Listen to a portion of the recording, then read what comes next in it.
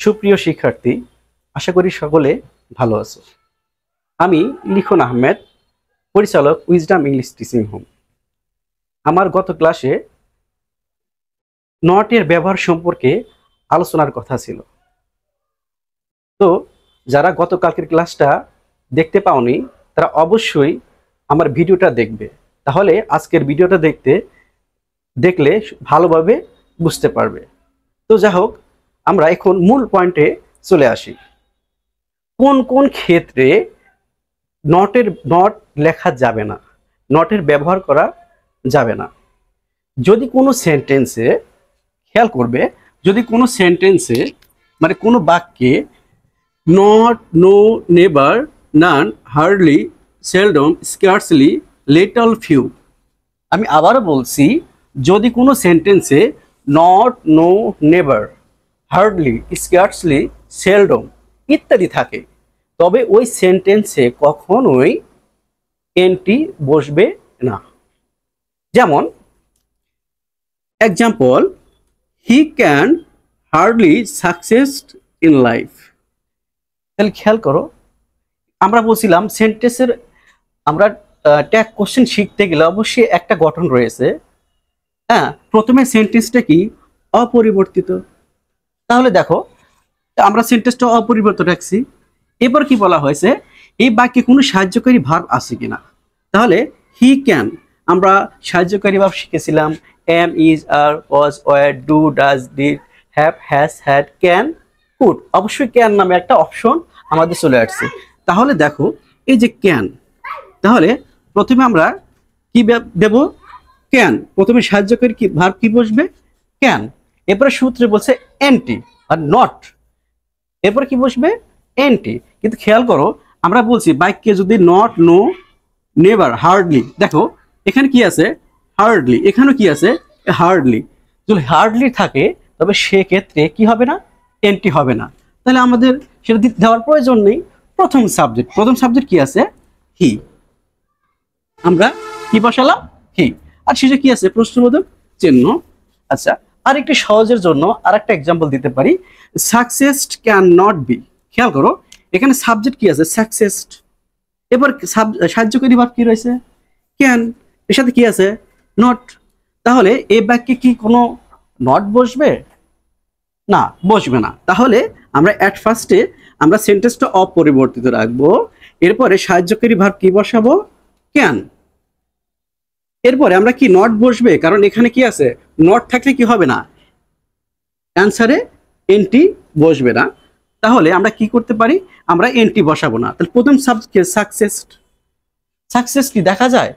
যদি ব্যক্তিবাচক হয়, আমাদের মনে রাখতে হবে, যদি ব্যক্তিবাচক হয় তাহলে আমাদের সাবজেক্ট হিসেবে, সাবজেক্টের প্রোনাউন হিসেবে ব্যবহার করতে হবে।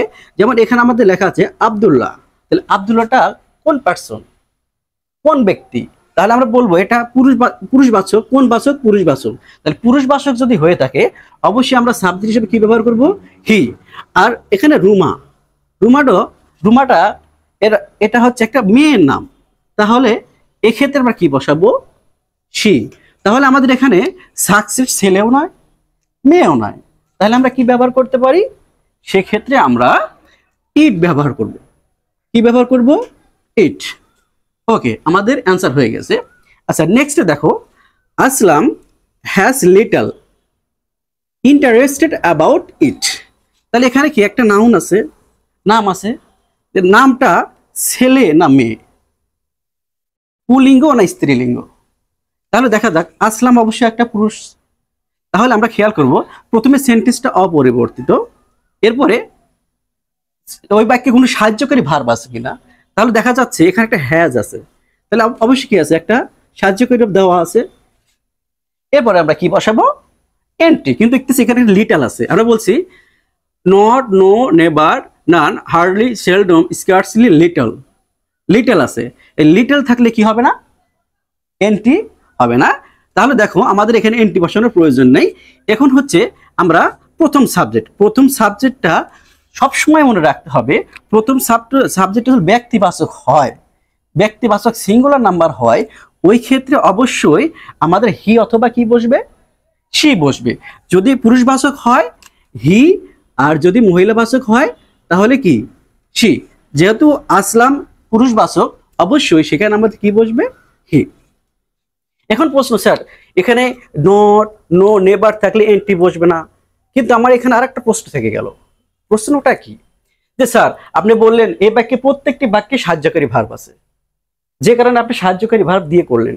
স্যার আমাদের অনেক সেন্টেন্স আছে যেগুলো আমাদের কি নেই, সাহায্যকারী ভার্ব দেওয়া নেই, তাহলে আমি কি করব স্যার?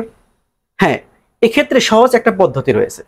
সহজ পদ্ধতির ক্ষেত্রে গতকালকে বলেছিলাম একটা সেন্টেন্স তৈরি করার ক্ষেত্রে দুইটা উপাদান খুবই গুরুত্বপূর্ণ। একটা হচ্ছে সাবজেক্ট আর একটা হচ্ছে ভার্ব। এরা সব সময় পাশাপাশি থাকে।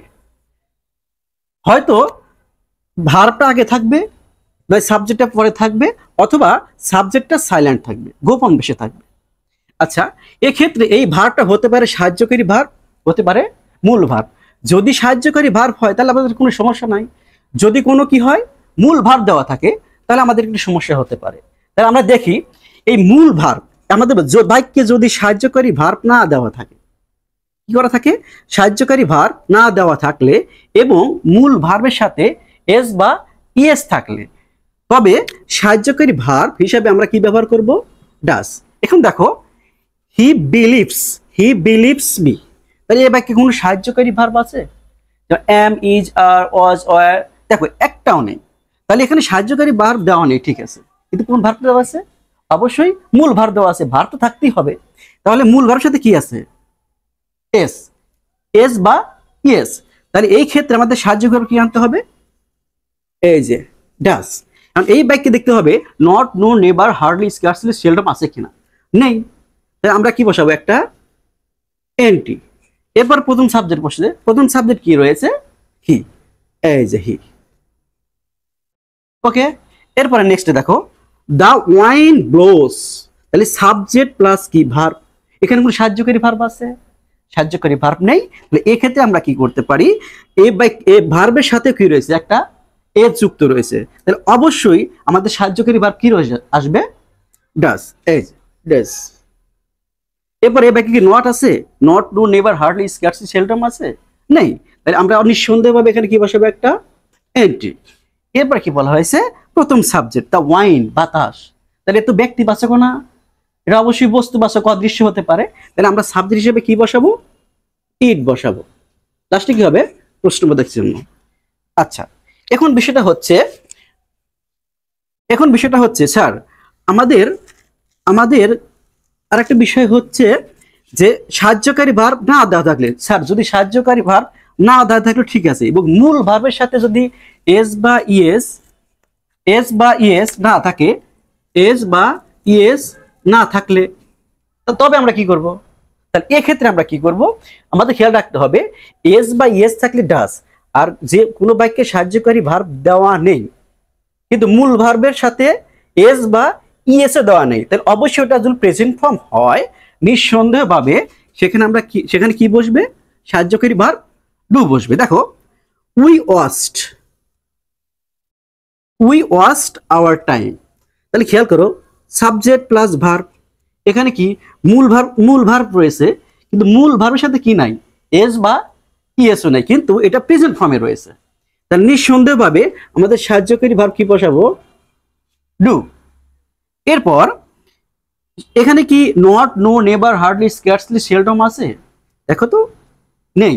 তাহলে এক্ষেত্রে আমরা কি করব, একটা এর সাথে একটা কি বসাবো, এনটি, নট বসাবো। এরপরে প্রথম সাবজেক্ট কি আছে, উই বসাবো, শেষে কি বসাবো, একটা প্রশ্নবোধক চিহ্ন। এরপর দেখো, দে বিলিভ মি, এ বাক্যে কিন্তু সাহায্যকারী ভার্ব দেওয়া নেই, কিন্তু মূল ভার্বের সাথে কি নেই, এস বা ইএসও নেই। তাহলে আমরা কি করতে পারি, তাহলে এক্ষেত্রে আমরা সাহায্যকারী ভার্ব কি নিয়ে আসবো, ডু। এরপর এবার কি not, no, never, hardly, scarcely, seldom আছে? নেই। তাহলে আমরা কি বসাবো, এর সাথে একটা এনটি বসাবো। এরপরে প্রথম সাবজেক্ট কি আছে, দে। আচ্ছা, এরপর খেয়াল করো, স্যার আমাদের বাক্যে সাহায্যকারী ভার্ব নেই, মূল ভার্বের এস বা ইএস তো নাই, বরঞ্চ মূল ভার্ব কিসে রয়েছে, মূল ভার্ব রয়েছে কিসে? এখন সকল শিক্ষার্থী আমাকে একটা প্রশ্ন করতে পারো, স্যার আপনি তো বুঝালেন যে যদি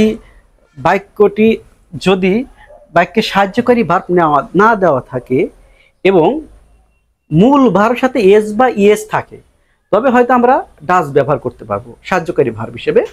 যদি এস বা ইএস না থাকে এবং মূল ভার্বের প্রেজেন্ট ফর্ম হয়, এক্ষেত্রে ডু ব্যবহার করব। তবে স্যার আমাদের এস বা ইএসও নাই, মূল ভার্বের সাথে এস বা ইএসও নাই এবং মূল ভার্ব প্রেজেন্টও নেই, তাহলে এক্ষেত্রে আমরা কি করব? অবশ্যই এ বিষয়ে আমরা পরবর্তী ক্লাসে আমরা আলোচনা করব। সেই আলোচনার মধ্যে আরও কিছু থাকবে, ইম্পারেটিভ সেন্টেন্স এবং নোবডি অ্যান্ড নাথিং, আর কিছু থাকবে। আমরা পরবর্তী ক্লাসে আমাদের আলোচনা শেষ করার চেষ্টা করব। আশা করি সবাই আমার ভিডিওটা মনোযোগ সহকারে দেখবে।